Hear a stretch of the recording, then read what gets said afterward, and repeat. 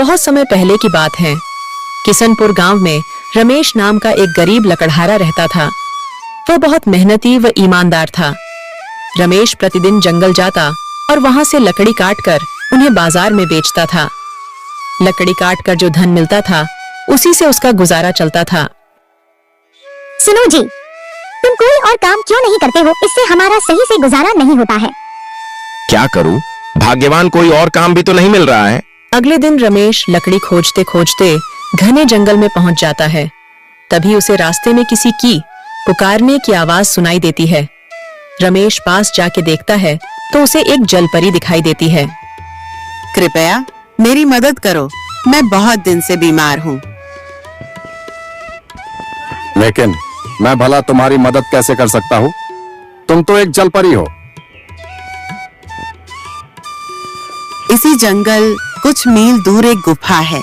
उस गुफा के अंदर एक जादुई गुलाब के फूल है। उसे लाकर मुझे दे दो, जिससे मैं ठीक हो जाऊंगी। रमेश जलपरी की बात मानकर उस जादुई गुलाब की तलाश में चल देता है। कुछ समय चलने के बाद वह उस गुफा के पास पहुंच जाता है। रमेश गुफा के अंदर जाता है। जैसे ही रमेश फूल तोड़ने वाला होता है, तभी उसमें से एक जिन निकलता है। मूर्ख मानव, तुम यह जादुई फूल नहीं ले जा सकते जब तक तुम मेरे 2 प्रश्नों के उत्तर नहीं दे देते। यदि तुमने मेरे दोनों प्रश्न के उत्तर सही दिए तो तुम यह फूल ले जा सकते हो। यदि तुमने एक भी प्रश्न के उत्तर गलत दिए तो मैं तुझे खा जाऊंगा। ठीक है, पूछो अपने प्रश्न। पहला प्रश्न, वह कौन है जिसके पास कभी तो दर्जन कपड़े होते हैं और कभी एक भी नहीं होता है? वॉशिंग मशीन है। कभी इसके पास ढेर कपड़े होते हैं और कभी एक भी नहीं होते। बिल्कुल सही उत्तर। दूसरा प्रश्न, वह क्या है जो है तो सोने की मगर सोने से भी सस्ती है? रमेश कुछ देर सोच में पड़ जाता है। इसका उत्तर चारपाई है। यह है तो सोने की मगर सोने से भी सस्ती है।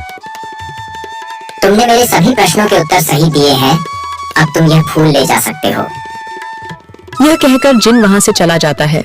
रमेश फूल लेकर सीधे जलपरी के पास जाता है। जलपरी ओ जलपरी, लो अपना जादुई फूल। जलपरी रमेश को मदद के बदले में उसे सोने के उपहार देती है और वहां से चली जाती है।